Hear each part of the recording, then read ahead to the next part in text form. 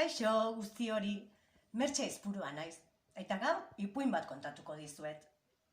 Orain dela urte asko eta asko, urrutiko erresuma batean, bazegoen Sudurron izeneko errege bat. Behar bada, etzen hori bere izena, baina sudur haundi bat zuenez, denok Sudurron deitzen zioten.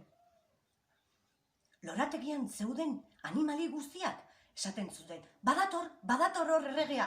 Ate bat, edo leiho bat pasatzen zuenean, lehenengo ikusten zitzaion gauza, bere sudur punta zen. Sudur honek oso morroi lealak zituen, eta hauek ez ziren ausartu ere egiten bere sudurrera begiratzera. Katarroa zuenean, eta doministuko egiten zuenean, atxiz! Dena mugitu egiten zen, trumoi bat zirudien. Egun batean, Sudurron bere morroi lealarekin, bereziarekin zegoen, eta horrelaxe galdetu zion. Aizu, Fausto, nere sudurra haundiegia dela iruditzen altzaizu. Ez jauna, esan zion bere morroiak. Are gehiago, etzekien zer esan ere, nik usten dut nahiko txikia dela. Zer esan nahi duzu? Txatoa naizela, ala? Ez jauna, ez, zure sudurra erreal sudur bat da.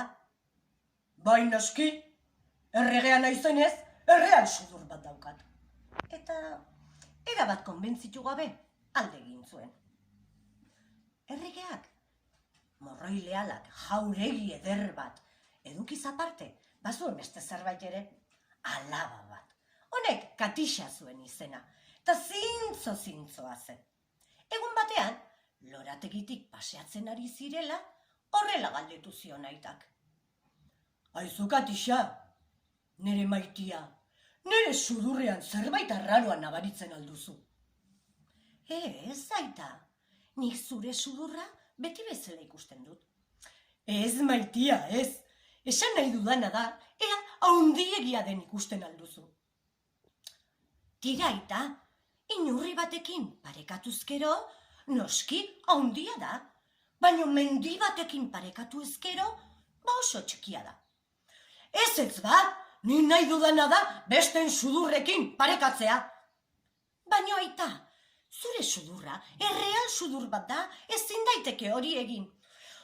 Erregia erabat asarratu egin zen. Zuk ere ez didazu, egia esan nahi. Beraz, herrira aterako naiz, jauregitik, ez ezagun bat bezala. Eta esan, eta egin. Bere koroa kendu, erropa dotoreak erantzi zituen, eta ez ezagun bat bezala, herritik joango zen. Bere soldaduak, berria jakin zutenean, bando bat bidali zuten. Ea zuen bandoak. Kontu zarren, ez esan erregeari sudurra handia duela. Norbaitek esaten badio, kartzelan sartuko dugu. Horrela, hurrengo egunean, erregea abiatu egin zen. Pentsatu zuen, ikusten zituen guztiei galdera berdina egingo ziela. Ibiltzen zijoela, belardi batera iritsi zen. Tantxe hartzai bat zegoen, amaiketakoa egiten ari zen, gazta zati batekin. Eta erregeak horrela galdetu zion. Arratsaldean, hartzaia, nere sudurra haundiagia dela iruditzen altzaizu. Zer diozu? Nik ez dut sudurretaz ulertzen, nahiko lana badauken nik ardiak eta hauntzak zaintzen. Bale, eskerrik asko, Eta horrela jarraitu egin zuen. Baso batean sartu zen, tan aizkolare batekin topatu zen. Eta harrire galdera berdina egin zion. Baina aizkolariak ere erantzun berdina eman zion. Segi egin zuen bere bidea, eta mendi tontor batean baserri bat ikusi zuen. Eta aruntza joango zela pentsatu zuen.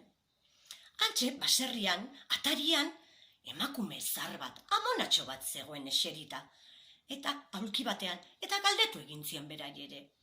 Kaixo, amonatxo, nere sudurra handiegia dela iruditzen altzaizu. Amonatxoa etzen enteratu ere egin. Ez zuen asko ikusten, eta entzuten ere ez.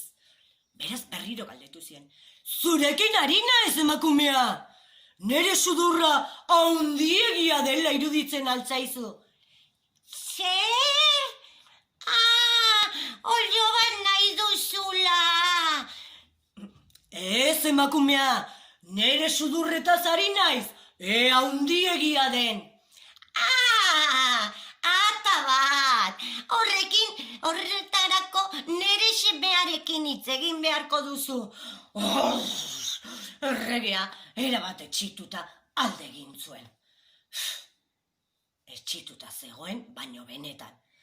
Ja, etzekien zer egin, eta berriro ere jauregira itzuliko zela pentsatu zuen. Bidean bazijoala, bazter batean, enbor baten gainean eserita, gazte bat aurkitu zuen. Baina berak ezertxo ere galdetu baino lehenago, gazteak burua jaso zuen eta erregea ikusi zuenean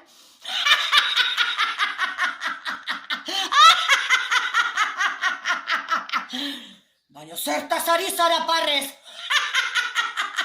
Zure sudurretaz! Inoiz ez dut ikusi horrein sudurra handia! Baina zer esaten duzu? Bai!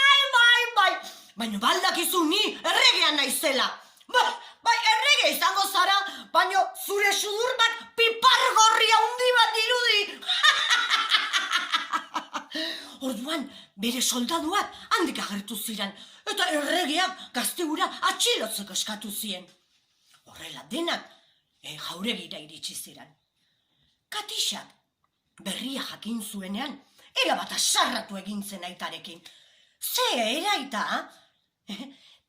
erantzun zintzo baten bila joan zara, eta benetan erantzun dizuenean, kartzelan sartu duzu gaztea, hori ez dago ondo. Erregea egun batzuk, pentsa eta pentsa egon zen. Behar badan ere alabak arrazoia du. Eta azkenean gazte hura kartzelatik irteteko esan zuen. Guzti honekin, zerbait ikasi dugu.